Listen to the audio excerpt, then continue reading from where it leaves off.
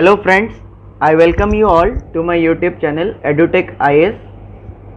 Today we are going to discuss a very important topic, that is Environment Impact Assessment. Video start करने से पहले एक छोटी सी जानकारी मैं आप सभी को देना चाहता हूं। अगर वीडियो पसंद आए तो वीडियो को लाइक करें, चैनल को सब्सक्राइब करें और बेल आइकन को प्रेस ज़रूर करें। साथ ही किसी भी क्वेरी के लिए आप हमारे टेलीग्राम चैनल में ज्वाइन कर सकते हैं और इस लेक्चर की पीडीएफ आपको टेलीग्राम चैनल पे मिल जाएगी। So let's start. Ministry of environment, forest and climate change has published the draft environment impact assessment notification 2020।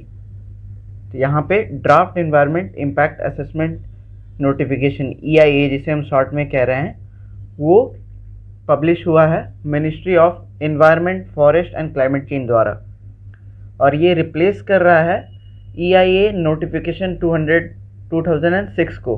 2006 में आया था, उसको रिप्लेस किया जा रहा है इस नोटिफिकेशन के द्वारा, which is brought under the environmental protection act, environment protection act 1986। छोटी सी बात और बता देता हूँ, एनवायरमेंट प्रोटेक्शन एक्ट इंडिया में 1986 में बना। 86 से पहले एनवायरनमेंट को लेके ज़्यादा जागरूक नहीं थे लोग, उसके प्रोटेक्शन के लिए कोई एक्ट नहीं था इंडिया में, कोई ऐसा एक्ट नहीं बना था। बहुत सारे घटनाएं हुई हैं। एक तो मैं याद करा दूं, भोपाल गैस ट्रेजेडी जो 1984 में हो गया, ठीक है, और भी थी। वो सारे कॉन्सिक्वेंसेस मिल करके फिर उसके कारण एनवायरनमेंट प्रोटेक्शन एक्ट को बनाना पड़ा 1986 में, और उसी के अंडर 1986 के बाद से ये इम्पैक्ट इन असेसमेंट नोटिफिकेशन जारी किया जाता है। तो ये ड्राफ्ट है, फाइनलाइज नहीं हुआ है। आगे देखते हैं EIA। तो what is EIA? Environmental impact assessment, जैसे नाम बता रहा है, इन्वायरमेंट पे किसी भी चीज़ का, किसी प्रोजेक्ट का क्या इम्पैक्ट पड़ता है उसका असेसमेंट करते हैं हम, कि उसके एनवायरनमेंट पे क्या इम्पैक्ट पड़ेंगे।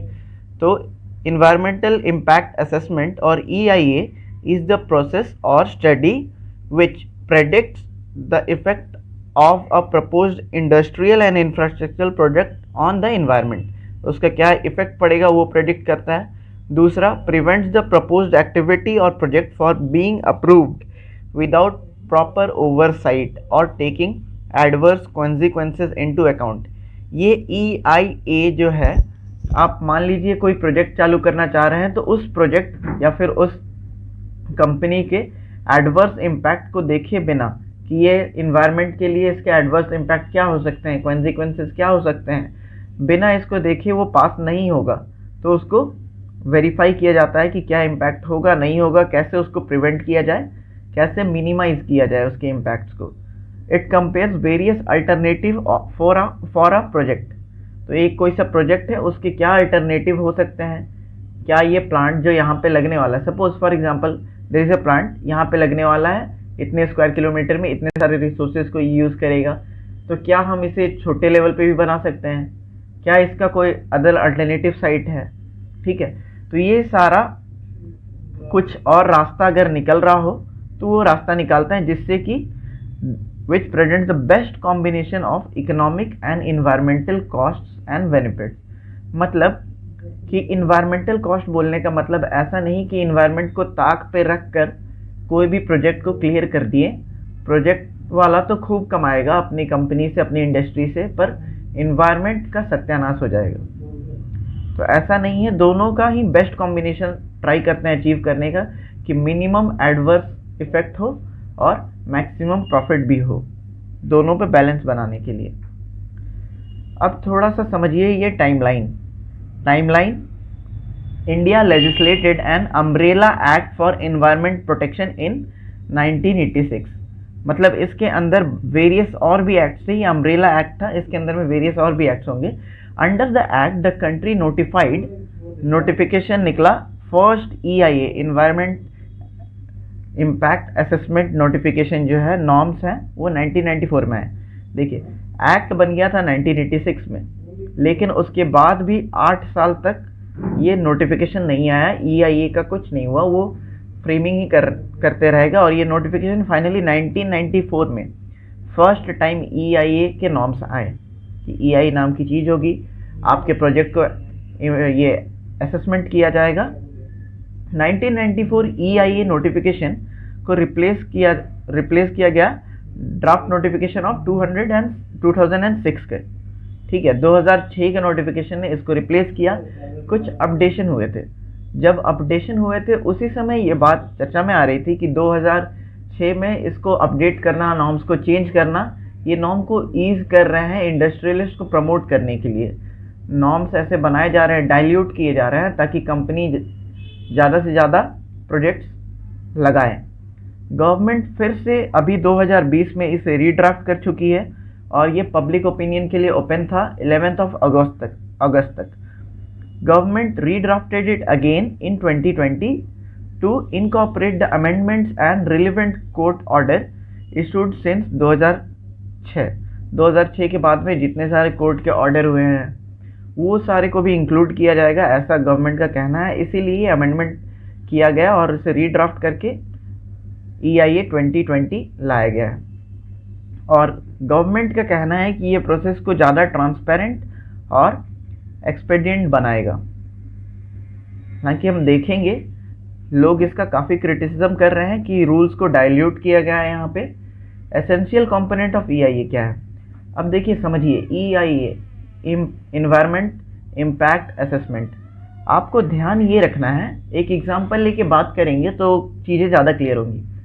मान लीजिए मेरे पड़ोस में कोई भी आपके पड़ोस में एक फैक्ट्री सेटअप करना चाहता है, केमिकल फैक्ट्री है या कोई फैक्ट्री सेटअप करना चाहता है, तो उसके लिए असेसमेंट कैसे कैसे होता है, स्टेप वाइज क्या क्या काम किया जाता है असेसमेंट में। वो सबसे पहले तो किसी भी प्रोजेक्ट, चाहे वो केमिकल फैक्ट्री हो, चाहे छोटा सा कोई भी छोटा मोटा प्रोजेक्ट हो, ठीक है, उसकी स्क्रीनिंग करनी है या नहीं करनी, मतलब उसको हमें असेसमेंट करना है या नहीं करना, पहले ये डिसाइड करते हैं। अगर कोई ऐसा प्रोजेक्ट होगा जो हार्म नहीं करेगा, छोटा सा प्रोजेक्ट है, तो उसको क्लियरेंस मिल जाता है, उसको असेस नहीं किया जाता। तो फर्स्ट स्क्रीनिंग में हम यही डिसाइड करते हैं कि प्रोजेक्ट को रिक्वायरमेंट है या नहीं फुल या पार्शियल असेसमेंट, इम्पैक्ट असेसमेंट की, ठीक है। अगर नहीं है तो उसके रास्ता क्लियर है, और अगर है तो नेक्स्ट स्टेप हो जाता है स्कोपिंग। स्कोपिंग में क्या करते हैं? Identifies the key issues and impact that should be further investigated.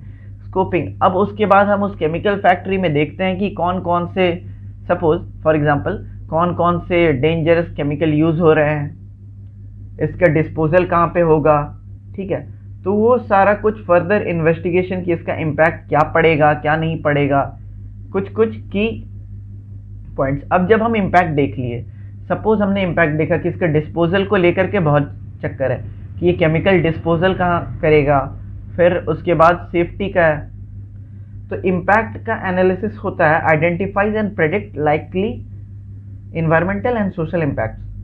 केवल इन्वायरमेंटल नहीं, सोशल इम्पैक्ट भी होते हैं, ठीक है। इन्वायरमेंट पे क्या असर पड़ेगा और अगल बगल रहने वाले लोगों पे, सोसाइटी पे उसका क्या असर पड़ने वाला है, इसका भी असेसमेंट किया जाता है। क्योंकि हम बगल में रह रहे हैं तो हमसे भी तो पूछा जाना चाहिए, उसका इम्पैक्ट हम पे भी तो पड़ेगा, आखिरकार इन्वायरमेंट के पार्ट ही हैं। तो वो सारा उसका क्या इम्पैक्ट हो सकता है फ्यूचर में, ठीक है, ये प्रेडिक्ट किया जाता है। इम्पैक्ट को डीपली एनालाइज किया जाता है, तीसरा स्टेप। अब एनालाइज हो गया, मान लीजिए कि एनालाइज हो गया डीपली एकदम अच्छे से, और हमें कुछ 4-5 प्रॉब्लम पता चली, ये प्रॉब्लम है, ये प्रॉब्लम है, डिस्पोजल को लेके प्रॉब्लम है, इसके सिक्योरिटी को लेके प्रॉब्लम है, जो भी है। उसके बाद हमें उसको क्या करना है, उसको रिड्यूस करना है, इम्पैक्ट को क्या करना है, रिड्यूस करना है। तो मिटिगेशन मतलब reduction, recommends the action to reduce और avoid potential adverse environmental consequences. तो फिर उस प्रोजेक्ट के लिए उसे कहा जाएगा कि आप इस साइट को छोड़ के आप अपना साइट चेंज कर दीजिए जहाँ पे डिस्पोज करेंगे केमिकल को। आप जिस क्वांटिटी में डिस्पोज कर रहे हैं कम क्वांटिटी में डिस्पोज कीजिएगा। कुछ ऐसे ही जो है रिकमेंडेशन दिए जाते हैं कि ऐसा ऐसा कीजिए, तो इम्पैक्ट जो है एडवर्स इम्पैक्ट वो कम से कम होगा एनवायरनमेंट पे। आगे बात करते हैं, मिटिगेशन तक आ गया, हमने सजेशंस उसको दे दिए थे कि ये सारा एक्शंस लेना है। उसके बाद फाइनली रिपोर्ट होता है। रिपोर्ट में एकदम फुल्ली डीप में मैनेजमेंट प्लान रहता है, कैसे करके उसका सारा कुछ वो सेटअप होगा फैक्ट्री, और कैसे कैसे रन करेगा फैक्ट्री, ये सारा इन्वायरमेंटल मैनेजमेंट प्लान ये होता है। ईआई रिपोर्ट देती है, ठीक है। उस रिपोर्ट का रिव्यू किया जाता है कि ये रिपोर्ट जो है for to be extra sure, उस रिपोर्ट को हम रिव्यू करते हैं कि ये रिपोर्ट काम कर जाएगा, कोई भी फॉल्ट तो नहीं, कुछ गलती तो नहीं बच गया, एक बार और देख लेते हैं। तो वो रिव्यू होता है ईआई रिपोर्ट देने के बाद, रिपोर्ट का रिव्यू। उसके बाद आता है डिसीजन मेकिंग, फाइनल स्टेप। ऐसा बोल लीजिए आप कि इतना सारा कुछ हो गया है, मैंने उसे मेरी फैक्ट्री थी, ठीक है, मेरे घर के बगल में फैक्ट्री लग रही थी। फाइनली अब उसे अप्रूव करना है, हाँ या ना, यस और नो, इज इट फिजिबल और नॉट। हो ही सकता है कि उसके एडवर्स इम्पैक्ट बहुत ही ज़्यादा हो, जिसे मिनिमाइज करने के बाद भी काफ़ी ज़्यादा डिजास्ट्रस हो सकता है। तो उस केस में हम बोल देंगे कि नहीं, अप्रूवल नहीं मिल सकता, या फिर अप्रूवल उसको दे देंगे, या फिर सर्टेन कंडीशंस भी होता है कि आपको हम ये कंडीशंस के अंतर्गत अप्रूवल दे रहे हैं, इसका पालन करना पड़ेगा, कुछ रेस्ट्रिक्शंस लगाया जाता है, ठीक है।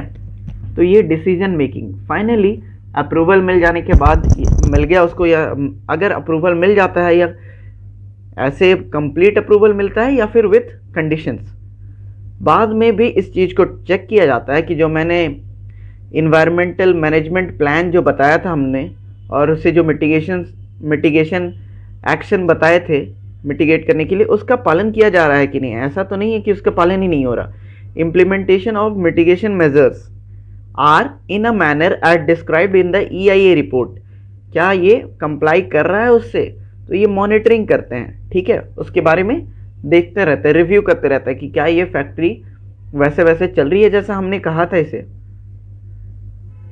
तो आपको EIA 2006 समझना पड़ेगा। EIA 2020 समझने के लिए 6 का पता होना जरूरी है। तो थोड़ा सा हम बात करते हैं EIA 2006 में क्या था। देखिए, उसमें 2 कैटेगरी थी, प्रोजेक्ट को 2 कैटेगरी में डिवाइड कर दिया गया था, A एंड B। हाँ, फर्दर सब क्लासिफिकेशन भी है, लेकिन broadly 2 categories, A and B। जो कैटेगरी A, जिस भी प्रोजेक्ट को कैटेगरी A में रखा जाएगा, सेंट्रल गवर्नमेंट देखेगी, और कैटेगरी B स्टेट गवर्नमेंट, तो उनसे क्लियरेंस लेना होगा सेंटर से, और अगर B में है तो स्टेट से। तो कैटेगरी A में जो भी पड़ेगा उसको EIA कंपलसरी है, मतलब कि उसके स्क्रीनिंग होगी, और हाँ, कंपलसरी स्क्रीनिंग है कि होना ही है, और सारा कुछ वो प्रोसेस देखा जाएगा। कैटेगरी B में फर्दर 2 पार्ट में डिवाइड किया गया है, category B1 and category B2।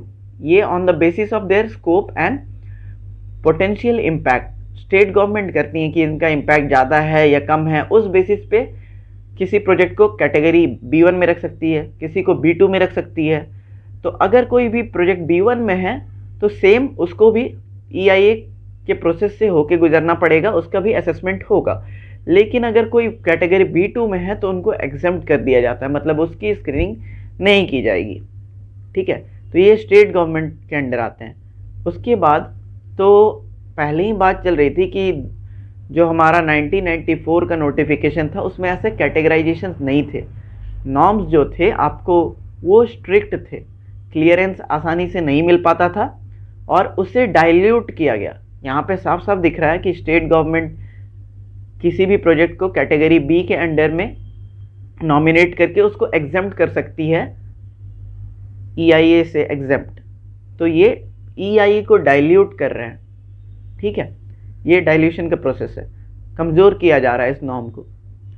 Public consultation जो लिया जाता था वो पहले रिपोर्ट सबमिट होने के पहले, देखिए मैंने आपको प्रोसेस बाय प्रोसेस बताया, मिटिगेशन होता है, उसके बाद फिर रिपोर्ट आती है और रिपोर्ट का रिव्यू होता है। तो रिपोर्ट आने से पहले हमने पब्लिक से भी पूछना होता है, क्योंकि आसपास रह रही जनता पे उसका इम्पैक्ट ज़रूर पड़ेगा और पब्लिक को इसके बारे में पता होना चाहिए। तो उनसे कंसल्टेशन लेते हैं, पब्लिक कंसल्टेशन लिया जाता था पहले। लेकिन अब 2006 में क्या किया गया, EIA रिपोर्ट सबमिट होने के बाद, रिपोर्ट पूरा सबमिट हो गया, मैनेजमेंट प्लान सब कुछ बन गया, उसके बाद कंसल्टेशन के लिए जारी किया जाता है कि हाँ ठीक है, अब आप अपना कंसल्टेशन दीजिए। तो अब जब पूरा ही बन ही चुका है रिपोर्ट, तो कंसल्टेशन देके होगा क्या, मैं अपना सुझाव देके क्या करूँगा।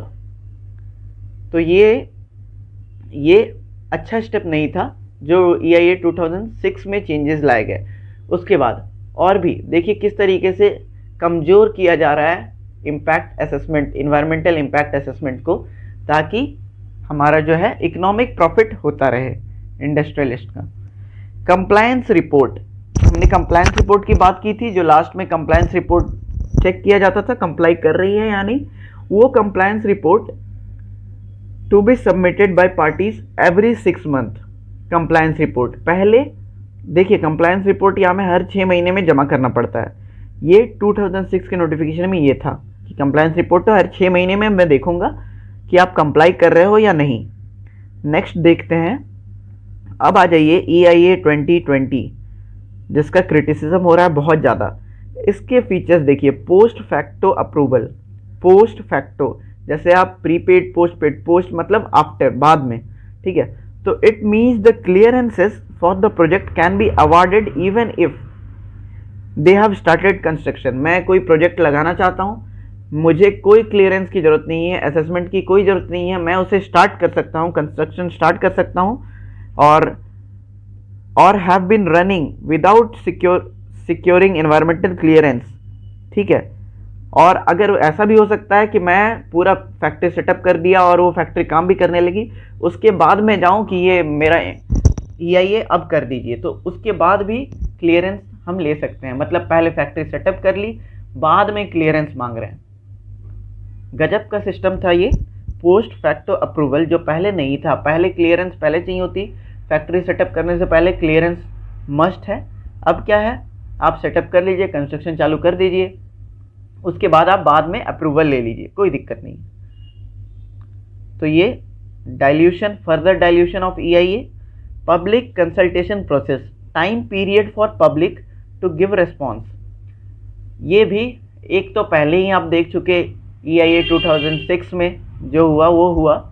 उसके बाद जो पब्लिक कंसल्टेशन प्रोसेस है, उसके लिए पहले 30 दिन दिए जाते थे, वो ओपन रहता था 30 दिन तक विंडो, पब्लिक अपने रिव्यू देंगे, वो जो भी सुझाव होंगे अपने दे देंगे। लेकिन अब उसे रिड्यूस करके 20 डेज कर दिया गया, 30 डेज नहीं 20 डेज।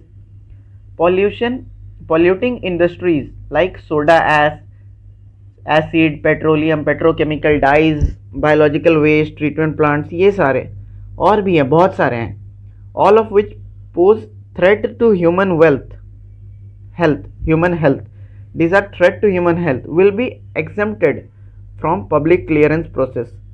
तो उनको ये पब्लिक क्लियरेंस प्रोसेस कुछ चाहिए नहीं होता, ये सब एग्जेम्प्ट कर दिया गया। इसमें काफ़ी ज़्यादा एक्सेप्शंस भी हैं इस नोटिफिकेशन में, बहुत सारे केमिकल को एक्सेप्शंस में रख दिया गया, उनके लिए कोई इम्पैक्ट असेसमेंट नहीं होगा। आगे हम फर्दर देखते हैं क्या है। कंप्लायंस रिपोर्ट, जो कंप्लायंस रिपोर्ट था, compliance report to be submitted only once a year. पहले क्या था, हर 6 महीने में जा रहे थे और हर 6 महीने में वो चेक करेगा कि आप कंप्लाई कर रहे हैं या नहीं कर रहे। अब जो है आपको रिपोर्ट देनी है साल में एक बार, हर साल एक बार जाके रिपोर्ट देनी है कि आप कंप्लाई कर रहे हैं या नहीं। No EIA needed if government deems the project strategic. अगर सरकार बोल दे, सिर्फ इतना बोल दे कि ये जो प्रोजेक्ट है ये स्ट्रैटेजिक है, ठीक है, केवल इतना बोलना है। इसके डेफिनेशन जो है बहुत क्लियरली मेंशन नहीं किया गया, कब बोलेगी कब नहीं बोलेगी। स्ट्रैटेजिक इंपॉर्टेंस है। सपोज अगर हम बोले कि नॉर्थ ईस्ट में कोई रोड कंस्ट्रक्शन या कुछ भी है, वो बोल देगी कि ये स्ट्रैटेजिक लोकेशन है, यहाँ पे स्ट्रैटेजिक प्रोजेक्ट है ये, तो फिर उस प्रोजेक्ट के लिए EIA नहीं होगा, इम्पैक्ट असेसमेंट नहीं होगा। भले ही उसके लिए सारे पेड़ काट के रोड बना रहे हो, लेकिन नहीं, हम इन्वायरमेंट असेसमेंट करेंगे ही नहीं। तो ये एक लूप होल छोड़ा गया है, आसानी से ब्लैंकेट है ये, किसी भी प्रोजेक्ट को स्ट्रैटेजिक बता दीजिए और EIA से बच जाइए। Project up to 150,000 square meter do not need scrutiny. देखिए पहले ये क्या था, 20,000 स्क्वायर मीटर का कोई प्रोजेक्ट है, इतने बड़े एरिया का कोई प्रोजेक्ट है, तो आपको ज़रूरत नहीं है क्लियरेंस की। छोटा सा लोकेशन, छोटी सी एरिया है, तो आपको वो EIA नॉर्म्स को फॉलो करने की ज़रूरत नहीं है। लेकिन अब इसको वाइडन कर दिया गया है, फर्दर इंक्रीज कर दिया गया है 1,50,000 स्क्वायर मीटर्स के एरिया के लिए भी स्क्रूटनी नहीं चाहिए होगा, इससे कम के लिए। इससे ऊपर के लिए ही सवाल उठेगा कि स्क्रूटनी होगा या नहीं होगा। और भी क्रिटिसिज्म है, इसके पहले से ही ये चला हुआ आ रहा है कि इन्वायरमेंटल इम्पैक्ट असेसमेंट उसके और भी हैं। लैक ऑफ एडमिनिस्ट्रेटिव कैपेसिटी, ठीक है, टू इंश्योर कंप्लायंस। ऐसा कोई वो जो एडमिनिस्ट्रेटिव कैपेसिटी की कमी है कि कंप्लायंस हो रहा है या नहीं हो रहा, और अगर नहीं हो रहा तो क्या लेंगे, क्या एक्शन लेंगे, कैसे इंश्योर करेंगे कि कंप्लायंस हो। ये सारी एडमिनिस्ट्रेटिव एक्शंस की कमी है। और ये long list of clearance condition meaningless. वो जो इतने सारे आपने कंडीशन रख दी, ये भी होना चाहिए, ये भी होना चाहिए, तो क्लियरेंस देंगे, और आपने एक बार क्लियरेंस दे दिया कि कंप्लाई कर लेना, फिर उसके बाद आपके पास कोई ऐसा मैकेनिज्म ही नहीं है जो आप इंश्योर कर रहे हैं कि कंप्लाई कर रहा है कि नहीं, तो क्या मतलब हुआ इतने सारे पॉइंट्स देने का? कोई मतलब नहीं, full zero. Periodic amendments exempting one category of industry और द अदर फ्रॉम स्क्रूटनी। ये तो हमारे देश की हालत तो ऐसी ही है, बार बार कई बार अमेंडमेंट पे अमेंडमेंट करके कुछ पर्टिकुलर कैटेगरी ऑफ इंडस्ट्रीज को एग्जेम्प्ट किया जाता है कि this industries are exempted from scrutiny, this are exempted. ये सारा इंडस्ट्रियलिस्ट को बेनिफिट पहुंचाने के लिए काम होता है और कुछ भी नहीं है। तो यहाँ पे हमें चाहिए कि एक परफेक्ट बैलेंस बना हो इन्वायरमेंट और आपके डेवलपमेंट के बीच। किसी को भी ताक पे नहीं रखा जाना चाहिए। वे फॉरवर्ड यही हो सकता है। तो दिस वाज द वीडियो। अगर वीडियो पसंद आया है तो लाइक करें, चैनल को सब्सक्राइब करें, बेल आइकन जरूर प्रेस करें और इस वीडियो को ज़्यादा से ज़्यादा शेयर करें अपने दोस्तों के साथ। Thank you.